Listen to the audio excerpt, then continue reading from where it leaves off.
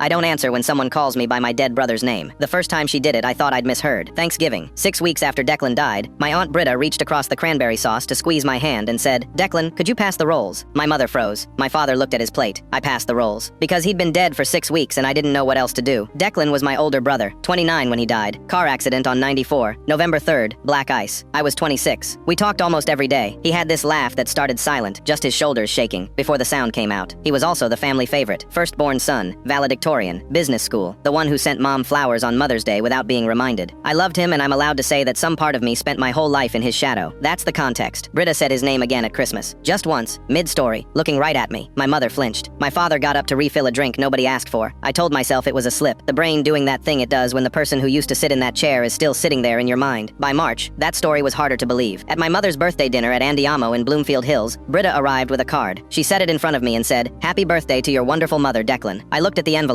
She'd written my actual name on it, then called me Declan when she handed it over. My cousin Fiona, 31, sitting to my left, went very still. I shook my head slightly. Let it go. At Easter, she did it 3 times in 2 hours. Full house. My uncle Rowan, my cousins, my mother's friend Stella, my father's co-worker Prentice and his wife. People who knew my face and my name. She called me Declan in the kitchen. She called me Declan when I fixed her phone. She called me Declan from across the living room asking if I wanted to go in on a gift. 3 times. In front of 12 people. Nobody said a word. My mother came and stood next to me in the kitchen after the 3rd time and didn't say anything. Just stood there. I put down the spoon I was holding and walked to the backyard and stood in the cold and thought, this is actually happening. What made it strange was that Britta didn't seem fragile. She wasn't lost in grief. She was sharp, funny, organized, the person in any room who knows where the extra napkins are. She'd written a beautiful tribute to Declan at his memorial. She talked about losing him clearly, normally. She said his name to me not the way you say the name of someone you're mourning. She said it the way you say the name of the person right in front of you. I started a system. I didn't answer when she called me Declan, just waited. If she kept going, I'd look up and say, "Sorry, what?" and make her repeat herself. She always filled in the gap. Half the time she used my real name the second time, which meant there was a self to catch. Fiona noticed. She texted me after the June birthday dinner. "Is anyone going to say something?" I wrote back, "I don't know who would." She texted, "You should." I put the phone face down and went to sleep. What I didn't know until 4 months later was that Britta had been telling people, not loudly, but in careful, quiet conversations at the margins of family gatherings, she'd been describing me as having stepped into Declan's role in the family. She said it to my mother's sister in February. She said something adjacent to it to Rowan at Easter. Something about how nice it was to have a Declan in the family still. She told Stella it was easier to grieve because she could look at me and still see him. And then Fiona sent me a voice memo, recorded at a family dinner in September I hadn't attended. Britta talking to my Aunt Petra about my future, my MBA, my career, what I should do next. Using Declan's path as the blueprint, saying I was carrying Declan forward, that I just didn't know it yet. I listened to it twice in a Target parking lot. Then I called Fiona. She said she'd been recording since June. She had 6 of them. She said it didn't feel like grief anymore. She said, "It feels like she's building something." What I didn't know yet was that Britta had already gone further than any of the recordings showed, and that my mother had known about it for months. Full story is only on Spotify. Search Randy Reads. It's free.